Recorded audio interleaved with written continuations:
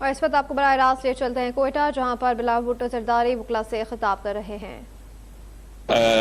سب سے پہلے میں آپ سب کا شکر گزار ہوں، بلوچستان ہائی کورٹ کا اور آپ سب کا، کہ آپ نے ہمیں دعوت دی، ہمیں یہ موقع دیا کہ بلوچستان ہائی کورٹ میں بار سے خطاب کروں۔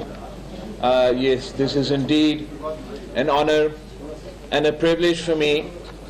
کل پاکستان پیپلز پارٹی نے اپنا 56th یوم تاسیس کوئٹہ میں منایا، اور میں بلوچستان کے عوام کا شکر گزار ہوں جنہوں نے اتنا بڑا تعداد میں پاکستان پیپلز پارٹی کی یوم تاسیس میں شرکت کر کے یہ پیغام دے دیا ہے کہ بلوچستان کے عوام پاکستان پیپلز پارٹی کے ساتھ ہے، اور انشاءاللہ تعالی پاکستان پیپلز پارٹی کا یہ پورے کوشش ہوگا کہ ہم بلوچستان کے عوام کی خدمت کریں۔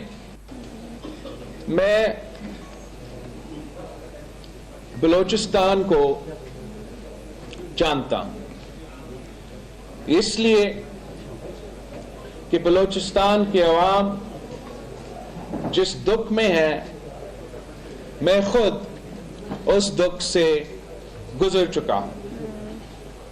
مجھے یاد ہے اگست 8 2016 کا واقعہ ثانیہ، اور میں آج ایک بار پھر بلوچستان ہائی کورٹ کے وکلا کے جو شہید ہیں ان کو سرخ سلام پیش کرتا ہوں۔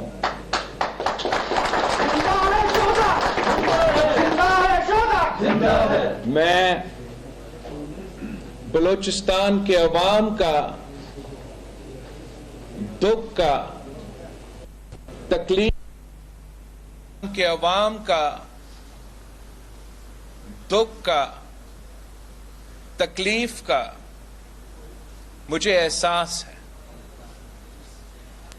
قائد عوام شہید ذوالفقار علی بھٹو میرے نانا تھا، ملک کا وزیر اعظم، صدر، اور پاسی پہ چڑھایا گیا۔ میری والدہ شہید محترمہ بینظیر بھٹو ملک کی گیا۔ میرے نوجوان چاچا شہید شاہ نواز بھٹو کو زہر پلایا گیا، شہید کیا گیا۔ میرے ماموں میر مرتضی بھٹو کو اپنے گھر کے باہر شہید کیا گیا، اور الزام شہید محترمہ بینظیر بھٹو اور شہید محترمہ بینظیر بھٹو کے خاندان پہ لگا کر kill Bhutto to get a Bhutto کی کنسپریسی کے تحت شہید محترمہ بینظیر بھٹو کی حکومت کا خاتمہ کی ایک سازش کا حصہ تھا۔ تو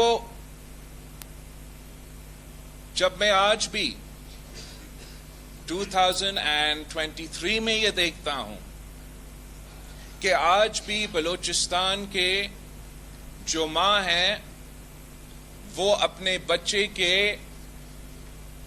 شہید ہونے پہ، ٹارگٹ کلنگ ہونے پہ، لاپتہ ہونے پہ دکھی ہے، تو میں ان کا دکھ جانتا ہوں۔ اب اس کا ہم نے کرنا کیا ہے؟ کیا یہ ہمارا قسمت میں لکھا ہے؟ یہ پاکستان کے عوام کے لیے، اور پاکستان خاص طور پہ بلوچستان کے عوام کے لیے، کہ ہمارا خون سستا ہے؟ کیا یہ 70 سال سے جو نظام چلتا آ رہا ہے، کیا اس نے اس ملک کی شہریوں کو، اس وطن، اس دھرتی کے رہنے والے کو انصاف آج تک دلوایا ہے؟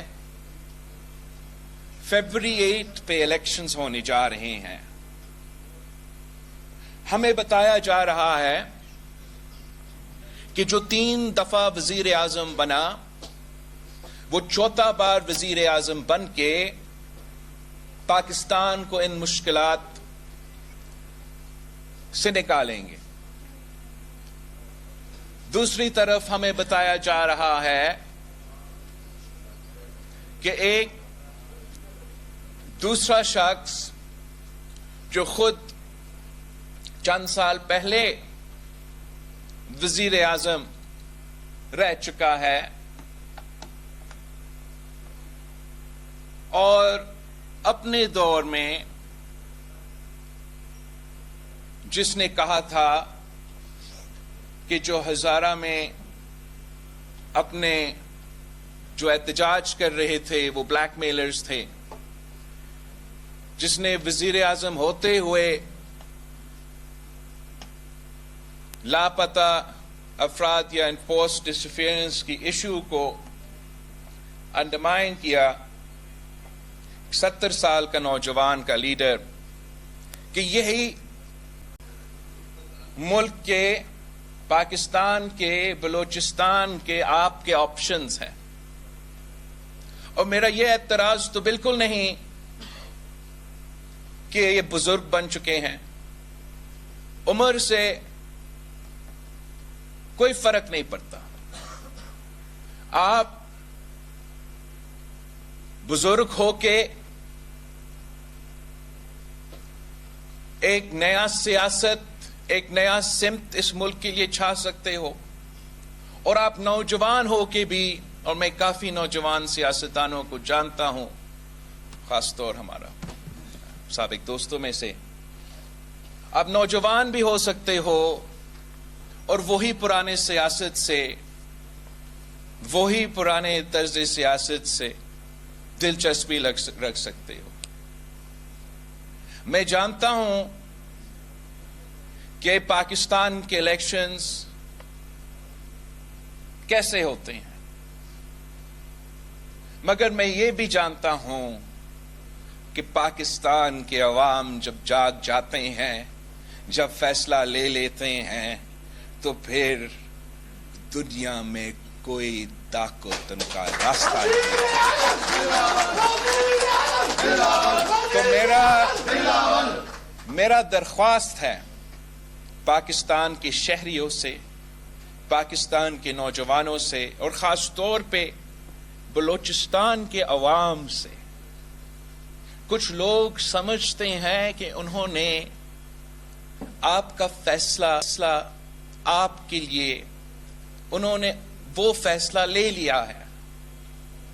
میرا آپ سے درخواست ہے کہ آپ ان سب کو فیبری 8 پہ سرپرائز دیں، آپ اپنا ووٹ کا اختیار استعمال کریں، بڑا تعداد میں نکلے، مگر اس مستقبل، اس ملک کی مستقبل، اس ملک کی قسمت ان 2 شخص کے حوالے نہ کرے جنہوں نے یہی پرانا سیاست، یہی پرانا طرز سیاست، یہ نفرت، یہ تقسیم کی سیاست، یہ مسائل کو اگنور کرنے والے سیاست، وہ سیاست جس نے آپ کا اور میرا خون سستا کر دیا ہے، ان کو پھر سے موقع نہ دے۔ وقت آ گیا ہے کہ ہم پاکستان اور پاکستان کی مستقبل کے فیصلے عوام کو کرنے دیں۔ دوسری جماعتوں کا مجھے نہیں پتا، مگر پاکستان پیپلز پارٹی نے ہمیشہ پاکستان کے عوام پہ بھروسہ کیا ہے، آپ پہ اعتماد کرتے ہیں، اور یقین ہے کہ آپ ہمیں سنیں گے، ہمیں، ہمارا تاریخ آپ کے سامنے ہے، اور انشاءاللہ میں اور آپ مل کے ایک نیا تاریخ رقم کریں گے. اس ملک کی قسمت ہم بدل سکتے ہیں. میں اس ملک کا سب سے نوجوان وزیر خارجہ رہ چکا ہوں. مجھے معلوم ہے کہ نہ صرف اس ملک میں کتنے پاسبلٹیز ہے، کتنا پوٹینشل ہے، مجھے یہ بھی معلوم ہے کہ ہم کس طریقے سے پاکستان کو ایک ماڈرن ریاست کے طور پہ دنیا میں پیش کر سکتے ہیں، اپنے عوام کے لیے، اپنے ملک کے لیے اپرچونٹیز پیدا کر سکتے ہیں. میں وہ پاکستان دیکھنا چاہتا ہوں جس کی عوام دنیا میں جہاں بھی چاہے وہ وہاں پہنچ سکے، وہ وہاں کام کر سکے، وہ فخر سے کہہ سکے کہ میں پاکستان کا شہری ہوں. اور میں جانتا ہوں کہ اگر ہم نے یہ کرنا ہے تو ہمیں جو روایتی سوچ ہے، چاہے وہ پرانا سیاست کی سوچ ہو، پرانے حکمرانی کی سوچ جو اسلام آباد کے بابوز آج تک ان کی ذہنیت اسی طریقے سے ہے، ان ساری چیزوں کو چھوڑنا پڑے گا. ہمیں اپنے عوام کے مفاد کے لیے سوچنا پڑے گا، اپنے عوام کو حصہ دار بنانا پڑے گا ہمارے معاشرے میں، ہمارا معیشت میں اور ہمارا سیاست میں. بلوچستان کے بارے میں کہا جاتا ہے کہ بلوچستان کے پاس جتنے وسائل ہے، جتنا معدنیات ہے، جتنا ریسورسز ہے، اتنا پورے پاکستان میں نہیں ہے. بلوچستان کے بارے میں کہا جاتا ہے کہ سی پیک کے دروازے، سی پیک کا انٹری جو ہے وہ بلوچستان میں ہے. اس سی پیک کی بنیاد تو صدر زرداری نے رکھا تھا، اور میں جانتا ہوں کہ صدر زرداری کے ارادے کیا تھے، صدر زرداری کا سوچ کیا تھا، اور افسوس کے ساتھ اس سوچ کے مطابق عمل درآمد نہیں ہو رہا. میں آپ سے پوچھتا ہوں، کیا بلوچستان کے یہ جو وسائل کا ذکر ہو رہا ہے، بلوچستان کی جو معدنیات ہے، بلوچستان کے جو ریسورسز ہے، کیا بلوچستان کے عوام اپنے آپ کو ان ریسورسز میں، ان وسائل میں حصہ دار محسوس کرتے ہیں؟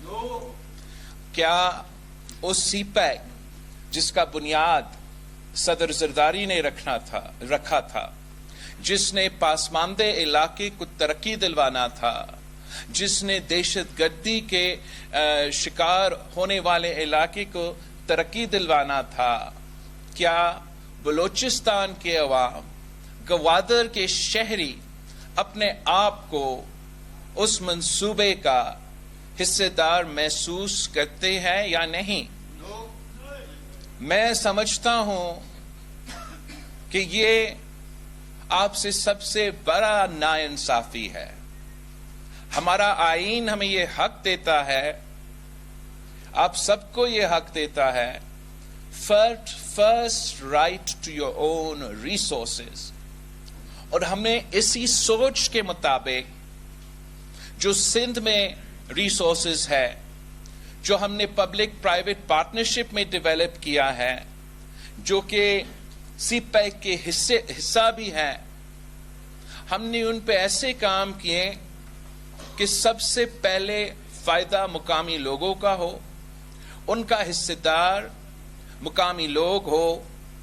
اور میں دعوت دیتا ہوں آپ سب کو کہ تھر کول کا منصوبہ کو آپ اپنے جو منصوبے ہیں، اپنے جو منڈیات کے منصوبے ہیں، ریسورسز وسائل کے حوالے سے جو منصوبے ہیں یا سی پیک کے جو منصوبے ہیں، ان سے ذرا کمپیئر کریں.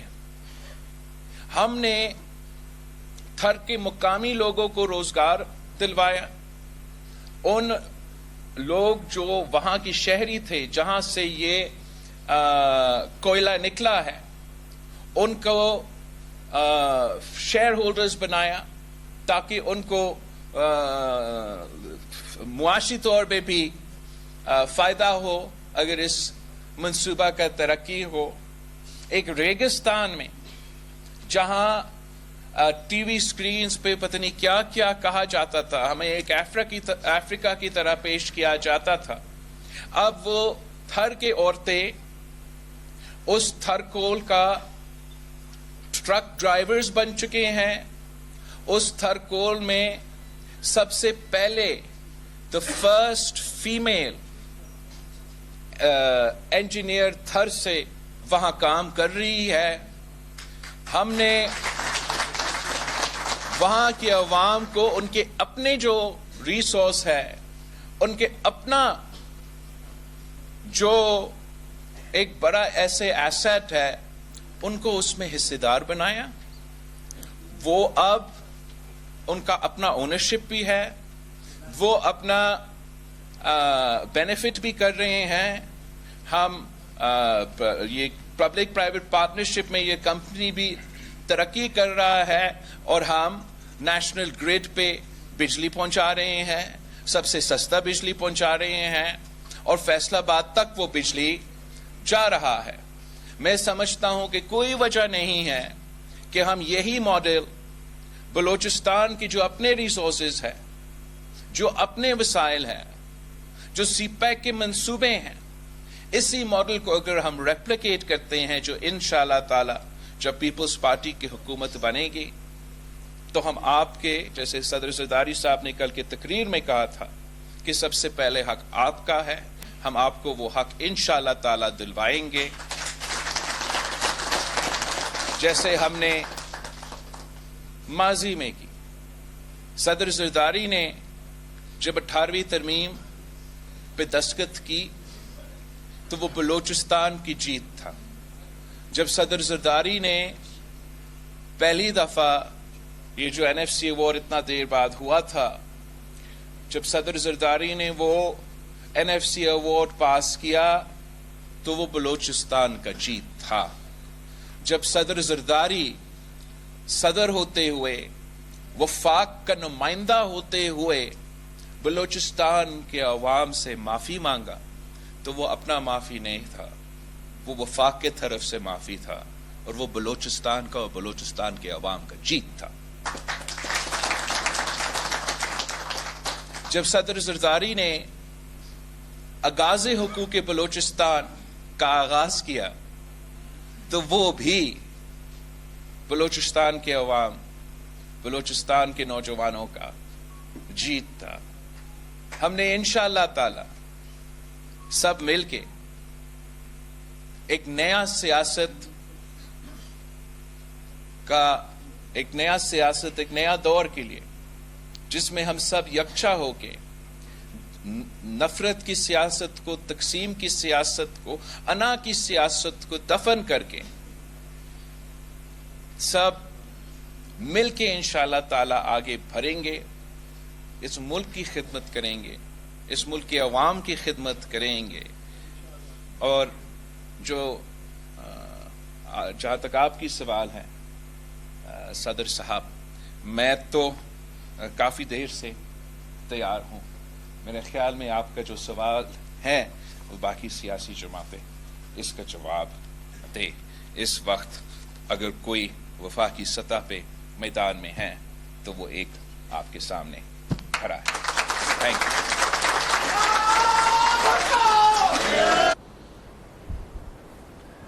भुट्टो ज़रदारी वकला से खिताब कर रहे हैं। उन्होंने कहा कि बलूचिस्तान के अवाम के दुख और तकलीफ़ का एहसास है, पैगाम दिया गया, बलूचिस्तान के अवाम पीपल्स पार्टी के साथ हैं।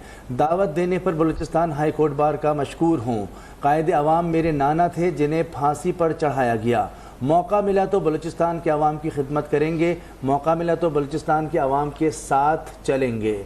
मेरे एक मामू को जहर देकर और दूसरे को घर के बाहर शहीद कर दिया गया। अवाम को बताया जा रहा है कि जो शख्स चौथी बार वज़ीर आज़म बन रहा है वो मसीहा है। जानता हूँ कि पाकिस्तान के इलेक्शन कैसे होते हैं। बिलावल भुट्टो ज़रदारी वकला से खिताब कर रहे थे। उन्होंने कहा कि बलूचिस्तान के अवाम के दुख और तकलीफ़ का एहसास है। पैगाम दिया गया है कि बलूचिस्तान के अवाम पीपल्स पार्टी के साथ हैं। दावत देने पर बलूचिस्तान हाई कोर्ट बार का मैं मशकूर हूँ।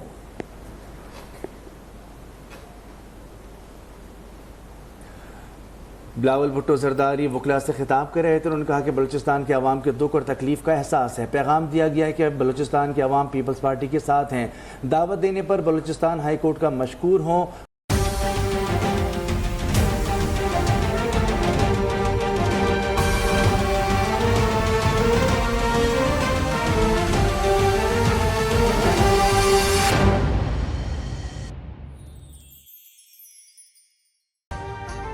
अभी सब्सक्राइब करें ताकि कोई खबर रह न जाए।